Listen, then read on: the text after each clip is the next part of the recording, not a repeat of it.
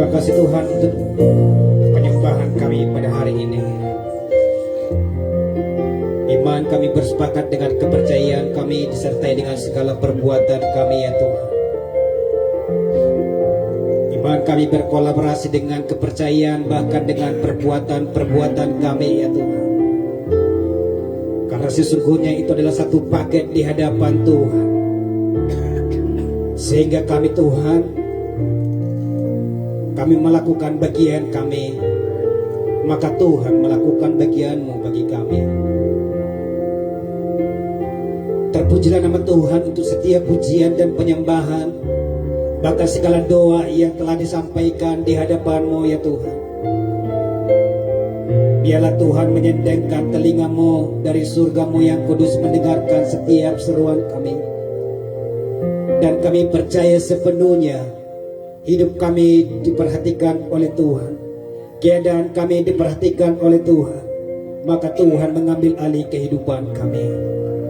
Terima kasih Bapa, pada saat yang sama Tuhan kami akan mendengarkan kebenaran firman Tuhan pada hari ini. Berkatilah firman-Mu yang disampaikan di tempat ini ya Tuhan. Tuhan memberkati jemaat Tuhan, baik jemaat dewasa yang beribadah yang mendengarkan firman Tuhan, dan juga ibadah sekolah minggu yang ada di lantai 1. Tuhan memberkati sehingga setiap firman yang disampaikan, setiap pengajaran yang disampaikan, setiap telinga-telinga yang mendengar, mereka yang diberkati. Bahkan mereka yang beribadah secara live streaming, kami berdoa ya Tuhan, dimanapun mereka berada pada hari ini, kami berdoa dalam nama Tuhan Yesus. Ketika mereka mendengarkan firman Tuhan, maka mereka mendapatkan pemulihan daripada Engkau. Kami percaya firman-Mu menjawab setiap seruan kami. Terpujilah nama-Mu Tuhan, kami berdoa mengucap syukur. Haleluya, haleluya. Percaya katakan amin. Silakan duduk Bapak Ibu.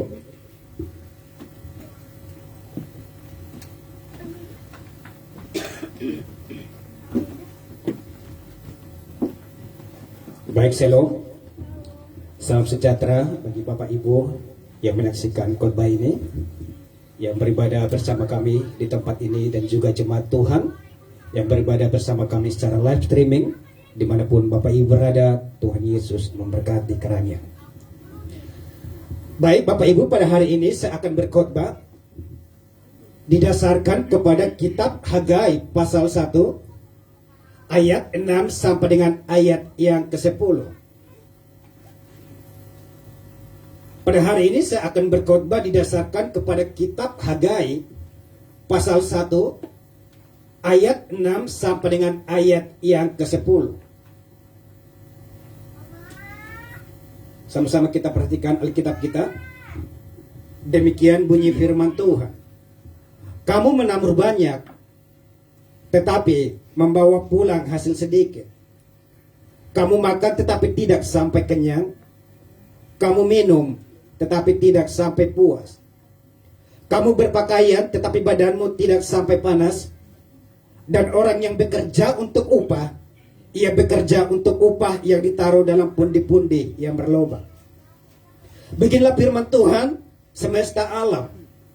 Perhatikanlah keadaanmu. Jadi naiklah ke gunung, bawalah kayu dan bangunlah rumah itu, maka aku akan berkenan kepadanya dan akan menyatakan kemuliaanku di situ. Firman Tuhan. Kamu mengharapkan banyak tetapi hasilnya sedikit, dan ketika kamu membawanya ke rumah, aku menghembuskannya. Oleh karena apa? Demikianlah firman Tuhan semesta alam. Oleh karena rumahku yang tetap menjadi reruntuhan, sedang kamu masing-masing sibuk dengan urusan rumahnya sendiri. Itulah sebabnya langit menahan embunnya dan bumi menahan hasilnya. Amin. Bapak Ibu saudara yang saya kasih dalam Tuhan, nats ini berbicara ketika orang Israel dikatakan mereka lebih mengedepankan pembangunan rumah mereka dibandingkan dengan pembangunan rumah Tuhan. Alkitab ini saudara, sekalipun dia ditafsirkan secara semantik, secara akar kata, tetap dia berbicara tentang pembangunan rumah Tuhan. Kenapa diperdebatkan atau dipermasalahkan di sana? Karena dikatakan bahwa orang Israel mereka sibuk dengan mempercantik rumah tempat tinggal mereka, sementara bahwa rumah Tuhan sudah dalam keadaan reruntuhan atau puing-puing, tetapi umat Israel mereka mengabaikan pekerjaan atau mengabaikan pembangunan rumah Tuhan. Sehingga dikatakan dalam ayat yang ke-6 pembacaan kita tadi sampai dengan ayat yang ke-10 dikatakan di sana apa? Bahwa mereka dalam satu waktu tertentu dikatakan bahwa Tuhan benci dengan mereka, dikatakan bahwa Tuhan tidak suka dengan mereka, sehingga dikatakan bahwa mereka memiliki harta, sekalipun mereka mempunyai harta, tetapi mereka tidak dapat menikmati.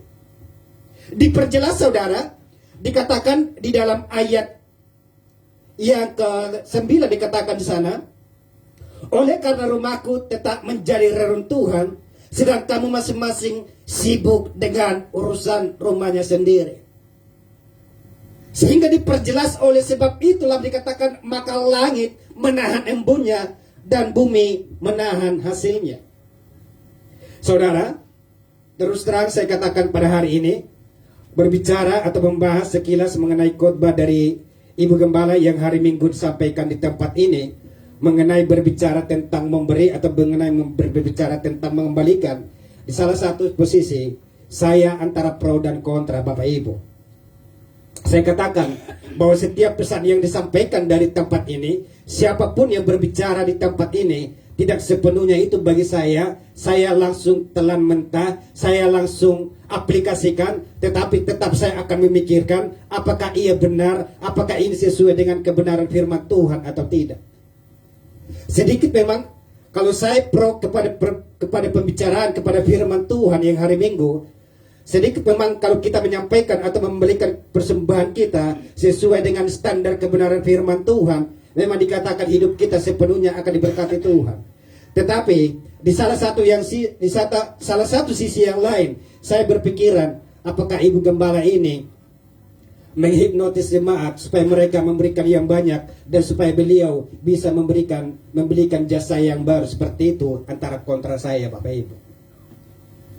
Sehingga bagi saya bahwa dikatakan pada hari Minggu itu bahwa kita harus memberikan sesuai dengan standar kebenaran firman Tuhan. Dan sesungguhnya pada hari ini pro kontra yang hari Minggu itu bagi saya firman Tuhan hari ini menjawab saudara-saudara. Dikatakan itu karena kita terlalu sibuk dengan urusan kita. Alkitab menjawab pada hari ini, kebanyakan kita sibuk dengan urusan kita, kebanyakan kita sibuk dengan kepentingan kita, kebanyakan kita sibuk dengan urusan kita, pembayaran kita, cicilan kita, tetapi kita mengabaikan tugas kita di dalam Tuhan. Hari saya katakan bahwa firman Tuhan marah dengan hal yang demikian. Tuhan marah dengan sifat-sifat yang demikian. Dikatakan bahwa orang Israel Bapak Ibu benar mereka mempercantik rumah mereka, tetapi kalau misalnya kita tafsirkan, sebenarnya orang Israel masih layak mendiami tempat tinggal mereka. Ada yang lebih layak untuk ditolong, yaitu pembangunan rumah Tuhan yang sudah dikatakan menjadi reruntuhan, tetapi umat Israel masa bodoh tuing dengan pembangunan rumah Tuhan. Mereka lebih fokus kepada diri sendiri. Mereka lebih fokus kepada pembangunan rumah sendiri. Kalau misalnya rumah mereka dalam keadaan runtuh seperti gereja atau dalam rumah Tuhan, Tuhan tetap tidak akan menuntun mereka Bapak Ibu. Tetapi dikatakan bahwa mereka mempercantik atau merenovasi rumah mereka. Dalam hitungan misalnya mereka sudah punya rumah 2 lantai, tetapi mereka dengan kedagingan mereka masih meninggikan supaya bisa 3 lantai. Sementara ada yang perlu ditolong, yaitu pembangunan rumah Tuhan yang sudah menjadi reruntuhan. Itu yang membuat Tuhan marah. Dan ini yang menjadi konsekuensi atau sebab akibat ketika mereka salah melangkah, ketika mereka salah langkah Bapak Ibu, maka yang terjadi bahwa dikatakan ayat yang ke-6, sekalipun mereka memiliki harta, sekalipun mereka berkelimpahan di dalam harta, di dalam kekayaan, tetapi mereka tidak dapat menikmati. Bahkan dalam ayat yang ke-10 dikatakan itulah sebabnya maka langit dan bumi menahan hasilnya. Kalau kita tarik dalam kehidupan kita, saudara-saudara, Ini bukan berbicara seberapa banyak kita memberikan di hadapan Tuhan, tetapi seberapa benar hitung-hitungan kita, persentase kita di hadapan Tuhan. Tuhan tidak pernah melihat jumlah yang saudara bayarkan. Apakah misalnya saudara mendapatkan 100 juta per bulan, tetapi saudara hanya memberikan 500 ribu. Bagi Tuhan, itu adalah hitung-hitungan yang tidak sesuai dengan konteks. Tetapi yang benar adalah bagaimana kita, sekalipun itu tidak besar, tetapi kalau misalnya persentasenya benar, itu adalah perbuatan yang dibenarkan oleh Tuhan. Maka saya katakan, sekalipun khotbah itu tidak disampaikan pada hari Minggu, tetapi firman Tuhan pada hari ini menjawab bahwa sesungguhnya kita harus perhatikan keadaan kita. Kita harus cek dan recek dengan keadaan kita. Mengapa kita sampai sekarang kok seperti ini ya Tuhan? Kok hidup saya begini-begini aja? Kok sepertinya saya sudah memberikan di hadapan Tuhan, tetapi kok hasilnya seperti ini? Bahkan dikatakan masih ada bagi yang saudara yang setia di hadapan Tuhan, atau bagi saudara yang hitung-hitungannya benar di hadapan Tuhan, sesungguhnya masih ada berkat yang pada hari ini, tanda kutip, masih dalam keadaan beku dan butuh beberapa proses untuk mencairkannya. Kalau kita berfokus kepada firman Tuhan pada hari ini, langkah awal yang diambil oleh orang Israel, itulah yang membuat langkah akhir mereka tidak sesuai dengan tujuan. Maka firman Tuhan pada hari saya katakan, langkah awal kita, peranan langkah awal kita, itu menentukan langkah akhir. Bagaimana kita bersikap hari ini, itu akan menentukan langkah akhir saudara untuk besok.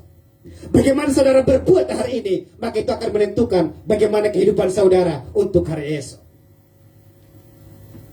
Sehingga mau nggak mau, saya mengajak kita untuk memperhatikan, untuk mengecek kembali langkah awal kita, dan langkah sekarang berbicara tentang langkah awalmu dan langkah saya. Bagaimana kita respect, bagaimana kita recek di hadapan Tuhan, supaya kita ke depan kita bisa fokus atau menempuh sasaran kita. Saya katakan hari ini saudara-saudara, bahwa langkah awal kita, peranan langkah awal kita, itu menentukan langkah akhirnya. Yang menjadi pertanyaan bagi kita hari ini adalah, bagaimanakah kita meresponi peranan langkah awal dalam menentukan langkah akhir? Sekali lagi saya bertanya, yang menjadi pertanyaan bagi kita, bagaimanakah kita meresponi peranan langkah awal dalam menentukan langkah akhir? Ada 3 jawaban yang saya tuliskan dalam khotbah pada hari ini.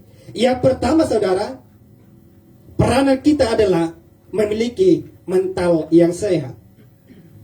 Yang kedua, berpedoman kepada buku petunjuk. Dan yang ketiga, percayalah, tidak ada usaha yang mengkhianati hasil. Ketiga jawaban ini Bapak Ibu Saudara, yang menjadi respon kita, bagaimana kita melangkah hari ini, bagaimana langkah kita sekarang, itu menentukan keberhasilan di hari esok. Bagaimana tindakan kita hari ini, bagaimana keputusan kita hari ini, itu berdampak di hari esok Bapak Ibu. Sehingga saya mengajak kita supaya kita memperhatikan langkah awal kita di hadapan Tuhan. Bahkan bila lebih jelasnya, saya mengajak kita supaya kita jangan salah melangkah. Saya mengajak kita supaya kita memperbaharui langkah kita di hadapan Tuhan. Kita harus berfokus kepada firman ini, Hagai pasal 1 ayat 6 sampai dengan ayat yang ke-10. Bagaimana mereka akhirnya memiliki harta tetapi tidak menikmati. Mengapa mereka dikatakan sampai bumi menahan hasilnya? Ternyata mereka salah melangkah di hadapan Tuhan.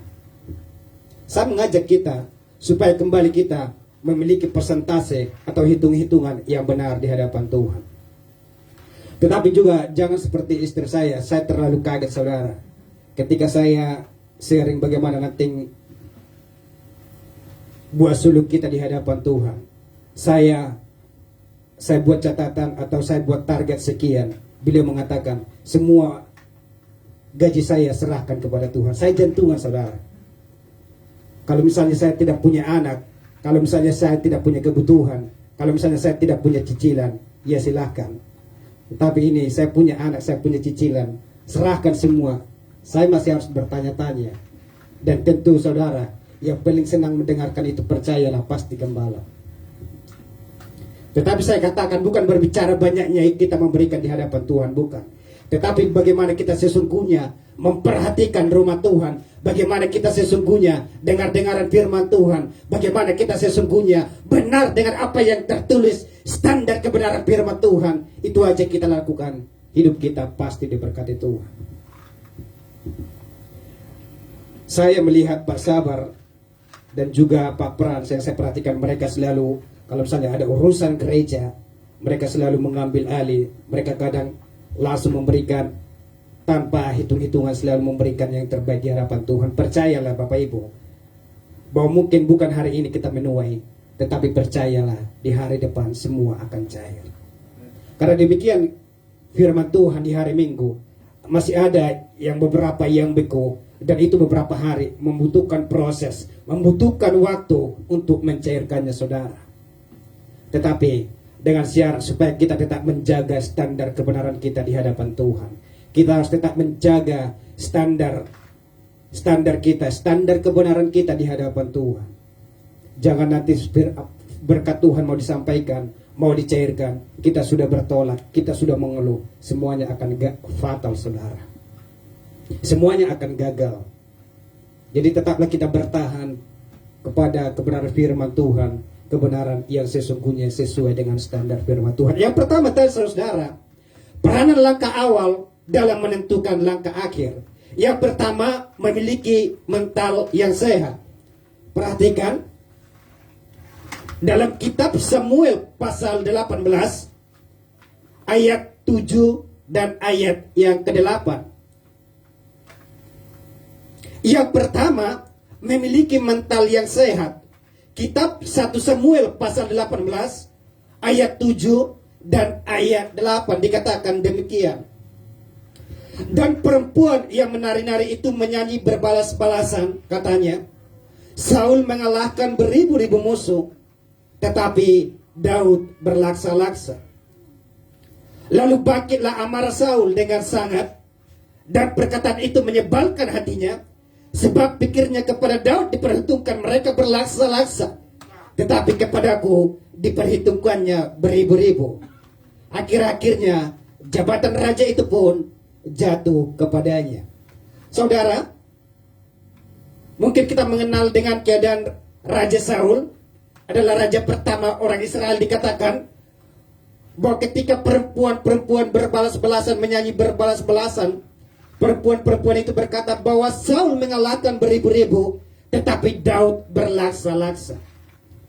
Mendengar demikian, mendengar nyanyian itu, saya perhatikan bahwa Saul memiliki mental yang tidak kuat. Akhirnya mental Daud itu mengalami masalah Bapak Ibu. Kalau tadinya dia memiliki mental yang sehat, sekalipun dikatakan demikian, tetap dia harus bersyukur di hadapan Tuhan. Karena apa? Ternyata dia sebagai raja, dia masih bisa membunuh beribu-ribu. Dan bukan sebenarnya, bukan maksud hati oleh perempuan-perempuan itu untuk meledekin dia, untuk ngeledekin Saul, supaya dia panas. Tidak Bapak Ibu. Tetapi perempuan-perempuan sesungguhnya mereka bernyanyi sesuai fakta, mereka bernyanyi sesuai dengan apa yang mereka lihat. Dan sebenarnya mereka tidak ada niat untuk menindir, tidak ada niat supaya memanasi Raja Saul, tidak Bapak Ibu. Makanya mereka mengatakan, bernyanyi, bahwa Raja Saul, dia mengalahkan beribu-ribu musuh, tetapi Daud berlaksa-laksa. Saya katakan sebenarnya itu bukan sindiran untuk kepada Raja Saul, tetapi karena mental Raja Saul tidak sehat, mental Raja Saul bermasalah, itulah membuat hatinya menjadi panas. Itulah yang membuat mentalnya down, itulah yang membuat mentalnya bermasalah, sehingga apa yang terjadi, bahwa dia mengalami kepanasan hati, dan dikatakan mulai dari sejak itulah dia semakin benci kepada Raja Daud. Raja Daud yang tidak bersalah, Raja Daud yang tidak tahu situasi, Raja Daud yang tidak tahu apa-apa, akhirnya dia harus dimusuhi, akhirnya dia harus dibenci Bapak Ibu. Saya katakan sekali lagi, biarlah kita memiliki mental yang sehat. Zaman sekarang saudara, ada banyak orang mengalami, ada banyak orang bunuh diri karena apa? Mereka tidak kuat dengan bullying, mereka tidak kuat dengan fitnah, mereka tidak kuat dengan ejekan-ejekan orang, bahkan artis-artis atau siapapun itu, orang terkenal, mereka banyak yang bunuh diri karena apa? Mereka tidak kuat dengan bullying, saudara-saudara. Yang saya katakan hari ini langkah awal kita untuk melangkah ke depan, untuk menentukan langkah akhir adalah biarlah kita memiliki mental yang sehat di hadapan Tuhan.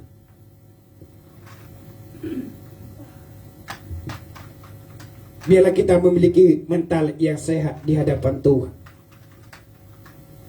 Sekali lagi saudara, bahwa di akhir-akhir ini akan banyak pergejolakan, akan banyak yang namanya pro dan kontra, akan banyak yang namanya orang mementingkan diri sendiri, memusingkan diri sendiri.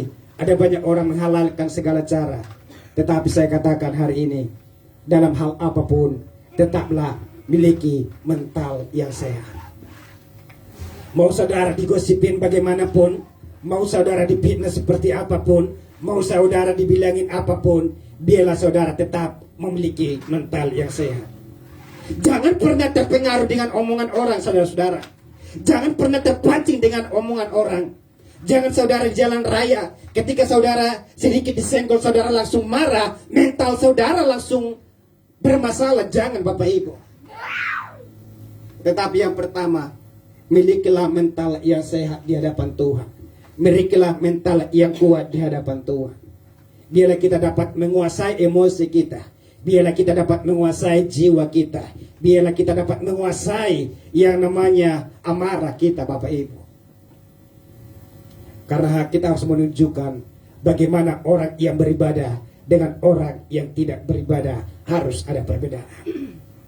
Jangan kita di jalan raya sama aja. Orang sulit membedakan antara orang yang beribadah dengan orang yang tidak beribadah. Jangan orang di jalan raya terlalu sulit membedakan antara orang yang percaya Kristus dengan orang yang tidak percaya Kristus. Tetapi ketika kita dapat memiliki mental yang sehat, sekalipun kita seharusnya orang yang benar, tetapi kita difitnah, tetapi karena kita diam, kita mengampuni, itu membuktikan bahwa mental saudara adalah mental yang sehat. Itu yang pertama. Bagaimana peranan langkah awal kita menentukan langkah akhir. Yang kedua adalah berpedoman kepada buku petunjuk. Perhatikan dalam Matius pasal 2 ayat 9 dan 10. Berpedoman kepada buku petunjuk. Dikatakan dalam ayat yang ke-9,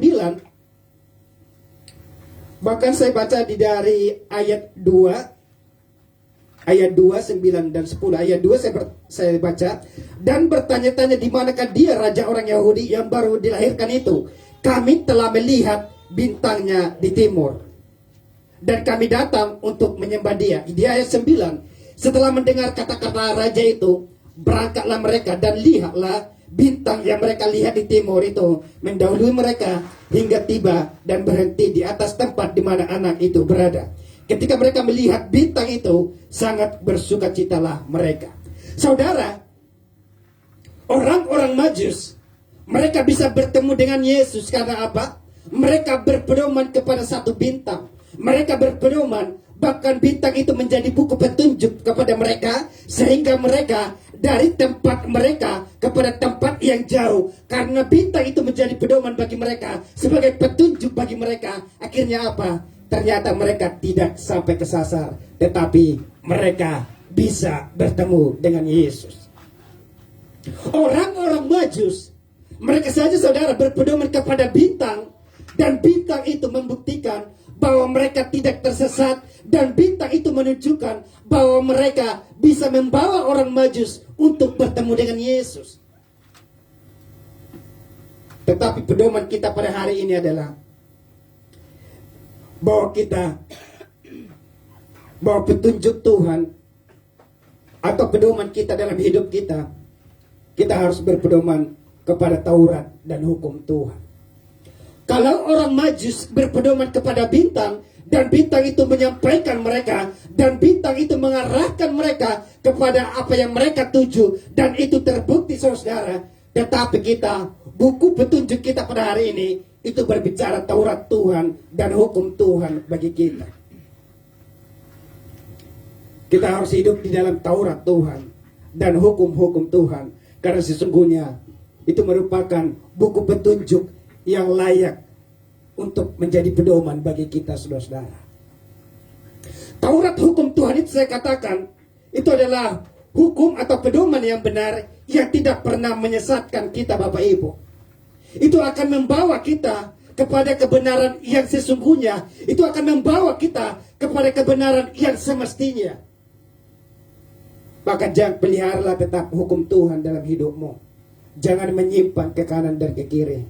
Karena dia bisa membawa hidup kita kepada kebenaran yang sesungguhnya yang Tuhan mau dalam kehidupan kita. Berbeda dengan map dunia, saudara. Kemarin kami satu harian pesta kebun. Kebetulan beres saya ada yang menikah di Jakarta.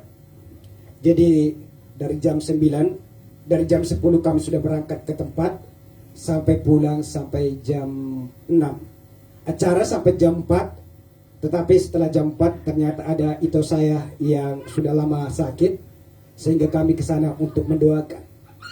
Dan saudara, ternyata ketika kami cek map, saudara, map ini membawa jalan itu berliku-liku, ternyata sebenarnya dekat, tetapi karena kami berpedoman kepada map, itu membawa kami yang seharusnya membutuhkan 15 menit. Tetapi karena map ini salah, akhirnya kami sampai bisa membutuhkan waktu 30 menit. Saya katakan saudara, bahwa peta dunia, bahwa map dunia, kalau kita berpedoman di dalamnya, seringkali itu menyesatkan kita. Seringkali itu tidak membawa kita kepada tujuan kita yang sesungguhnya. Tetapi yang benar adalah bahwa kita berpedoman kepada petunjuk Tuhan. Buku petunjuk Tuhan itu berbicara tentang Taurat dan hukum Tuhan dalam kehidupan kita. Kita harus tetap memelihara Taurat Tuhan dan hukum-hukum Tuhan dalam kehidupan kita, Bapak Ibu.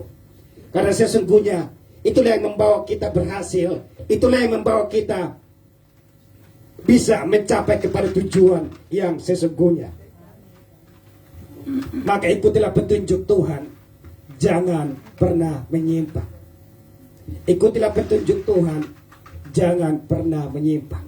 Sebagai rambu-rambu untuk membuat perjalanan kita berhasil. Taurat itu, hukum Tuhan itu sudah sangat sempurna. Kalau kita mengikuti petunjuk-petunjuk ini, percayalah, tujuan saya dan saudara semua akan berhasil. Taurat Tuhan sudah mengajarkan kita untuk jangan berbuat ini. Taurat Tuhan sudah mengajarkan kita untuk berbuat ini. Dan hukum Tuhan sudah diperlakukan. Orang yang melakukan ini akan ini, dan orang yang melakukan ini akan begini. Jadi saya katakan bahwa hukum Tuhan dan Taurat Tuhan adalah buku petunjuk yang menjadi pedoman yang sempurna bagi kita, saudara. Hukum Tuhan dan Taurat Tuhan yang harus kita ikuti, yang harus kita taati, yang harus kita lakukan supaya perjalanan kita berhasil dan beruntung. Itu yang kedua. Dan yang ketiga, karena nanti ada rapat pengerja maka saya tidak akan panjang lebar. Yang ketiga adalah percayalah bahwa tidak ada usaha yang mengkhianati hasil. Yang ketiga, tidak ada usaha yang mengkhianati hasil. Perhatikan dalam Pengkhotbah pasal 11 ayat 4 sampai dengan ayat yang ke-6. Pengkhotbah pasal 11 ayat 4 sampai dengan ayat yang ke-6. Dikatakan demikian, siapa senantiasa memperhatikan angin tidak akan menabur, dan siapa senantiasa melihat awan tidak akan menuai. Sebagaimana engkau tidak mengetahui jalan angin dan tulang-tulang dalam rahim seorang perempuan yang mengandung, demikian juga engkau tidak mengetahui pekerjaan Allah yang melakukan segala sesuatu. Ayat yang ke-6 dikatakan, taburkanlah benihmu pagi-pagi hari, dan janganlah memberi istirahat kepada tanganmu pada petang hari, karena engkau tidak mengetahui apakah ini atau itu yang akan berhasil atau kedua-duanya sama baik. Ayat yang ke-6 kembali saya pastikan atau perjelas, taburkanlah benihmu pagi-pagi hari, dan janganlah memberi istirahat kepada tanganmu pada petang hari, karena engkau tidak mengetahui apakah ini atau itu yang akan berhasil, atau kedua-duanya sama baik. Yang ketiga, saudara, saya katakan bahwa percayalah, tidak ada usaha yang mengkhianati hasil. Tidak ada usaha yang mengkhianati hasil. Dalam nas ini dikatakan, siapa senantiasa memperhatikan angin tidak akan menabur, dan siapa senantiasa melihat awan tidak akan menuai. Secara logika saudara tidak perlu penafsiran. Kalau saudara hanya diam-diam, hanya melihat-melihat, hanya memperhatikan, hanya komen dan komen, tidak melakukan apa-apa, percayalah, saudara tidak akan menerima apa-apa juga. Tetapi sekaligus, ini yang menjadi pedoman oleh pengkhotbah, dan si pengkhotbah mengajak kita supaya kita melakukan ayat yang ke-6. Taburkanlah benihmu pada pagi-pagi hari, dan janganlah memberi istirahat pada petang hari.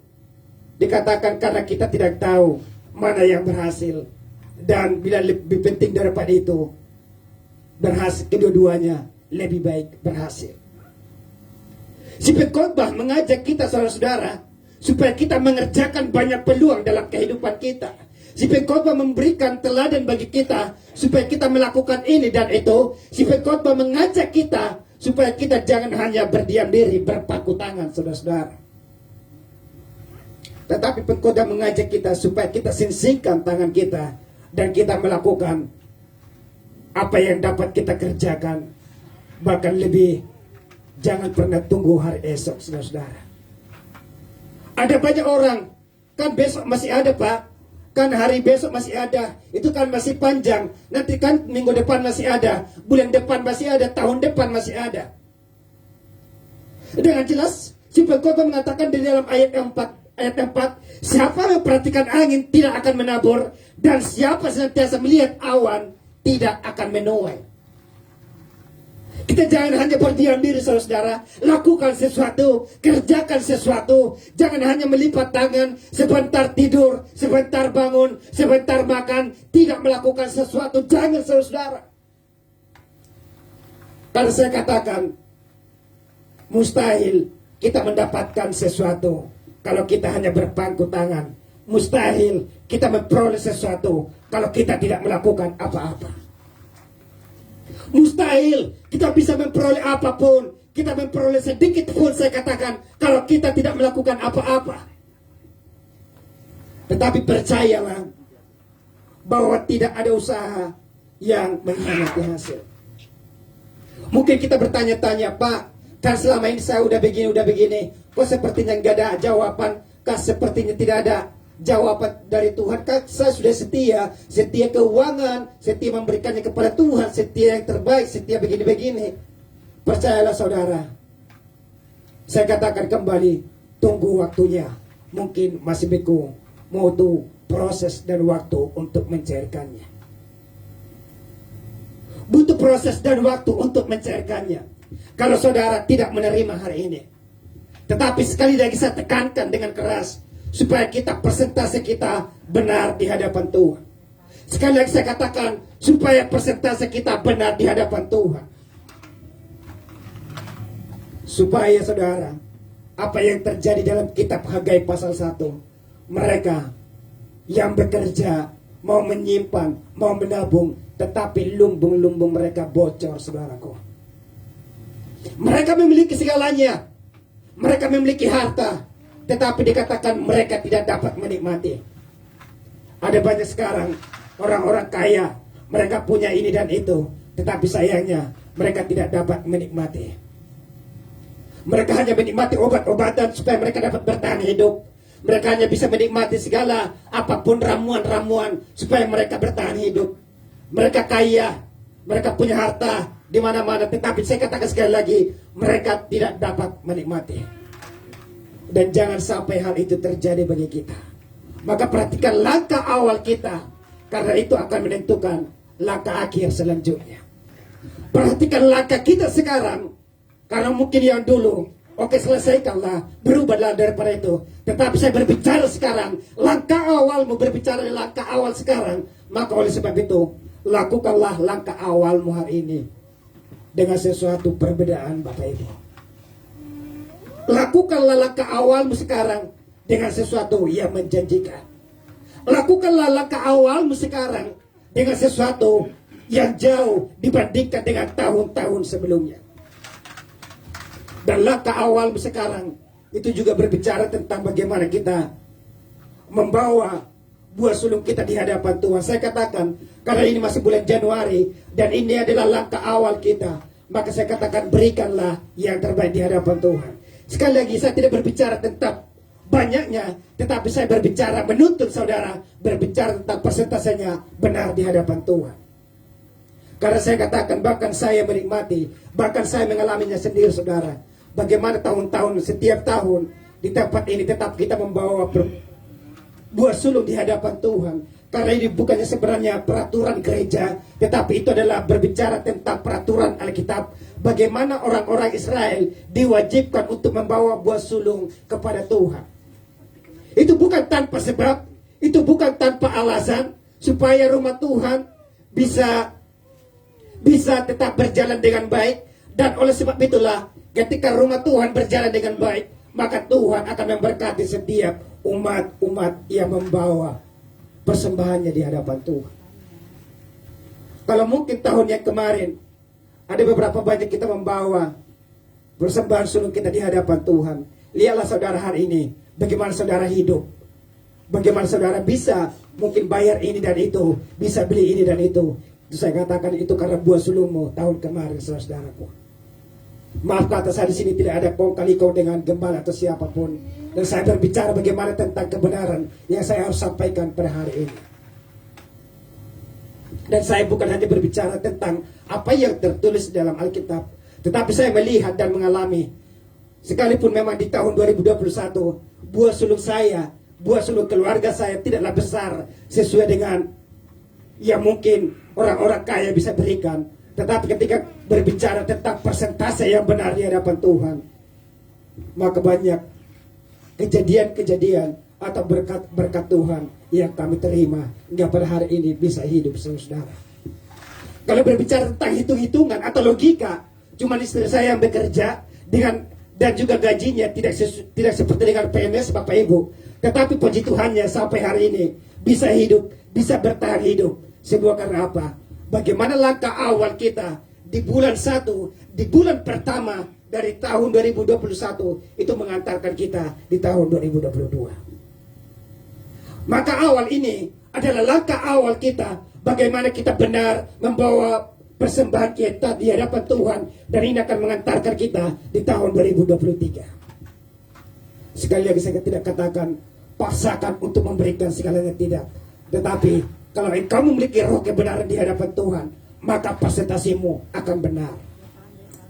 Jika engkau memiliki roh yang takut akan Tuhan, maka presentasimu, persembahanmu akan menjadi persembahan yang terbaik di hadapan Tuhan.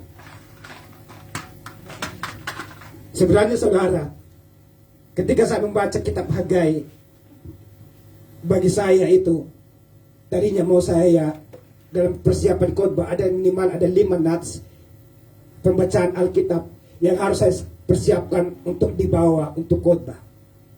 Dari 5 nats yang terpilih, yang tersedia, ternyata hanya kitab Hagai yang terpilih. Sebenarnya firman ini bagi saya itu masih sesuatu yang tidak enak bagi daging Bapak Ibu. Mungkin saya sama seperti jemaat Tuhan pada umumnya, tidak enak bagi daging. Tetapi sesungguhnya kalau kita melakukan itu, percayalah, bumi tidak akan menahan hasilnya. Kamis dan Jumat kemarin, saya bawa anak saya doa di dalam doa keluarga. Beberapa hari dia menangis di hadapan Tuhan. Bahkan dia 2 hari berdoa, dia menangis mengeluarkan air mata. Dan saya fokus kepada doanya. Anak saya bilang begini, Tuhan, anak saya akan, dedi saya yang akan khotbah hari Minggu, berkatilah ya Tuhan. Itulah yang membuat saya berani untuk membawakan kitab Hagai ini pada hari ini. Langkah awal kita, peranan langkah awal kita, itu menentukan langkah akhir selanjutnya. Peranan langkah awal kita, itu berpengaruh kepada langkah akhir selanjutnya. Ada 3 pedoman yang kita pelajari hari ini. Bagaimana kita berpedoman kepada yang pertama tadi, supaya kita memiliki mental yang sehat. Dan pedoman yang kedua adalah berpedoman kepada buku petunjuk, yaitu Taurat dan hukum Tuhan. Dan yang ketiga, percayalah saudara, tidak ada usaha yang mengkhianati hasil. Tidak ada usaha yang mengkhianati hasil. Kalaupun doamu belum terjawab, kalaupun pengharapanmu belum sesuai dengan kenyataan, kalau engkau benar di hadapan Tuhan, klaim janji Tuhan, dan posisimu dengan syarat, posisimu harus sesuai dengan standar kebenaran firman Tuhan. Demikian firman Tuhan yang saya bawakan pada hari ini. Fokus firman Tuhan saya tutup dengan kesimpulan. Melangkahlah dengan pasti, libatkan Tuhan dalam mengambil keputusan.